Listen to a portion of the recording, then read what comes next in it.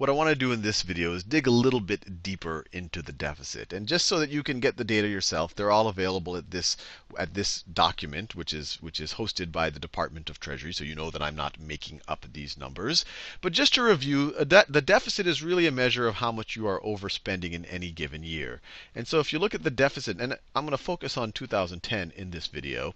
In 2010, the government spent, so the spending for the government in 2010 was about $3.5 to $3.6 trillion. And it brought in mainly tax revenues, but it has a few other sources, but mainly tax revenues, it brought in about $2.2 trillion.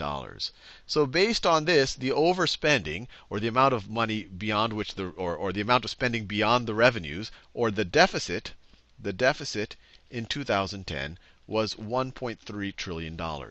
What I want to be clear on is this is only one way to account for spending versus revenues. And this is not the way that most companies would primarily report their own income over the course of the year, or their own cost, or their own loss over the course of the year. Most companies would not just have to account for their cash outlays, and that's all we're considering in this $3.5 to $3.6 trillion. A traditional company would also have to include any other liabilities or any other obligations they're taking on. For example, if I hire you and I promise to pay you $50,000 over the course of the next year, and I'm going to pay them to you in cash, but I also promise that when you retire, I'm going to pay you $10,000. I'm going to give you a $10,000 per year pension. And on a traditional income statement, I would not just expense the $50,000. I would definitely put that in my expenses, and the government would put that in their expenses. But I would also have to account for this liability that I'm taking on. I would also have to say, look, in order for me to be able to afford a $10,000 pension at some future date, I'd have to make some estimates about when you would retire and how long you would live and what interest I could get on money and all of the rest. But I would have to say I would have to set aside some amount of money so that in the future I can meet that obligation.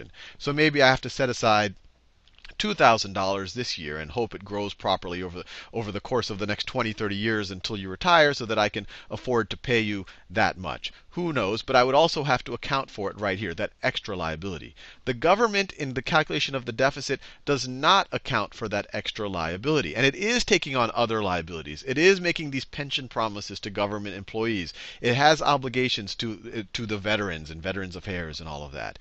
And that is not taken account, or that is not accounted for in the deficit. It is accounted for in the gross costs. And you see here, we said when we look at just the budget, we're talking $3.5 to $3.6 trillion. That's direct cash outlays, or mostly direct cash outlays. If you include all of this other stuff, then it balloons to $4.5 trillion. $4.5 trillion. So in a previous video, I mentioned that the government right now, for every dollar that it's spending, it has to borrow 40 cents of that dollar. But if you really think about the total obligations that it has, and the total obligations being $4.5 trillion it took on, viewed that way, it only has about half of that. It only has about half of that coming in revenue. So every dollar in revenue, the government is taking on an equal amount of obligations that year. Some of that is going to express itself in terms of increased debt, and some of that is just going to show up as increased obligations. And you can see both of those things are increasing year after year after year.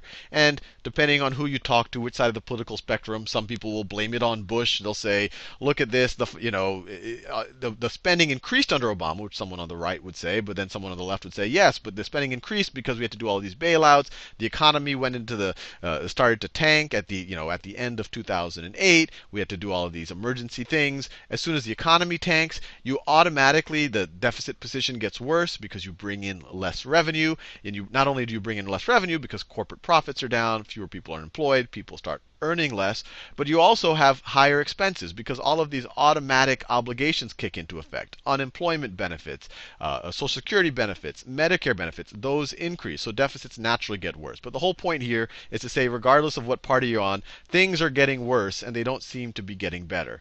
And generally, you'll always see this net operating cost. Sometimes the net operating cost will look lower than the actual deficit like it did in 2008. And that's because there would be some type of actuarial or accounting re-estimate of the future obligations, maybe the pension obligations or whatever. But in most years, we're taking on more obligations than just our cash outlays. And that's why you see the operating costs so much higher than just just the pure deficit right over here.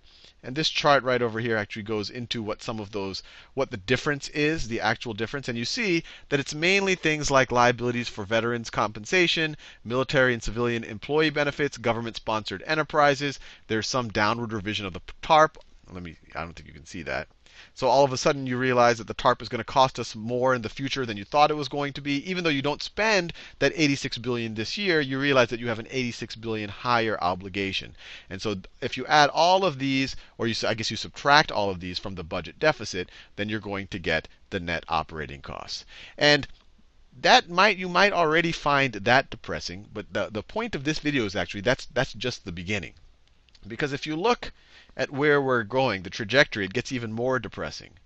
Because not only do we have this huge budget deficit, or these huge operating costs, this loss, I guess you could say, on an annual basis, but it's going to get worse, and it's going to get worse not just from the overspending, on the government programs and defense and all of that, but because our debt is increasing so much that the amount we spend on interest is only going to increase, and that just makes matters worse. The more you spend on interest, the larger your deficits. The larger your deficits, the more you have to borrow, the more you have to spend on interest. And this is a long timeline right here. It goes out to 2080, but it's pretty clear that something is going to give. So as a percentage of GDP, the government the size of the government has historically been around this, depending on different periods in history. But in the recent past, it's been in the 20% range.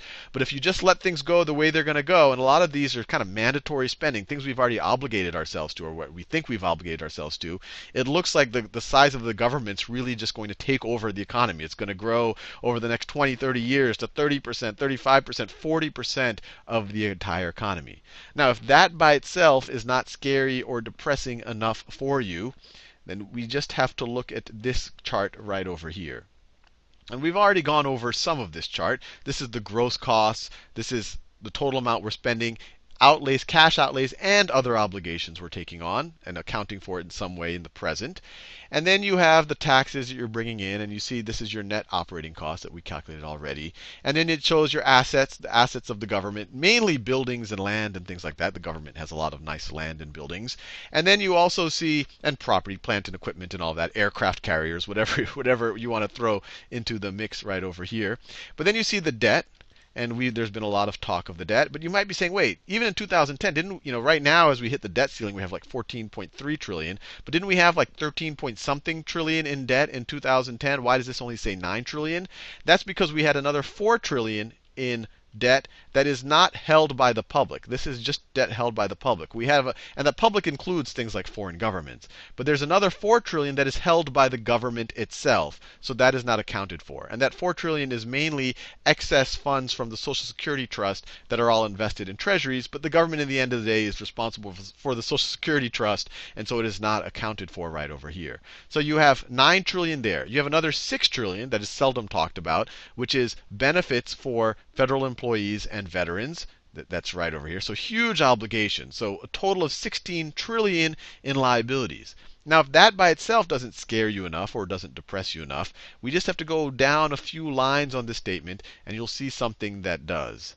And this right here is the expected or the present value of the obligations for social insurance. And the way that they talk about social insurance, it's both Social Security and things like Medicare. So these things that we've promised we would pay to people in the future, or at least that we've told people that we will pay them in the future. And the present value, and the easiest way to think about present value, and I've done videos that go into a little bit more depth on that, is how much money, given some assumptions. If you assume that if I put money aside and that money grows at some rate, how much money would I have to put aside in order to fund those obligations? And this value is over the next 75 years. And I want to make it clear. You might say, 75 years, that's of course it's going to be a huge number. But remember, we're assuming that we can grow money. We're assuming that obligations that are 75 years from now, that if I have to pay someone $10 75 years from now, I don't have to put $10 aside. I might only have to put 50 cents or $1 aside, and assume that 50 cents or $1 will grow by some percentage, so that by the time 75 years go by, I'll actually have that $10. So this isn't this is actually a discounted value. This is assuming that the money that you could set aside today, that the obligation today, that it would grow to actually fulfill the actual amount that you have to pay. And this should scare you. These are huge numbers. This closed group are what they call the current participants, and we could read the footnotes, includes current participants receiving and or are eligible to receive benefits for the Social Security and Medicare programs ages 15 and over at the start of the 75-year projection period. So that's 43 trillion. Then open group, they have current and future participants. This is slightly lower because it's including people who are going to be paying into the program and not necessarily taking out of the program, but it's still a huge, huge liability. It's twice as big as the official liabilities that the government takes on.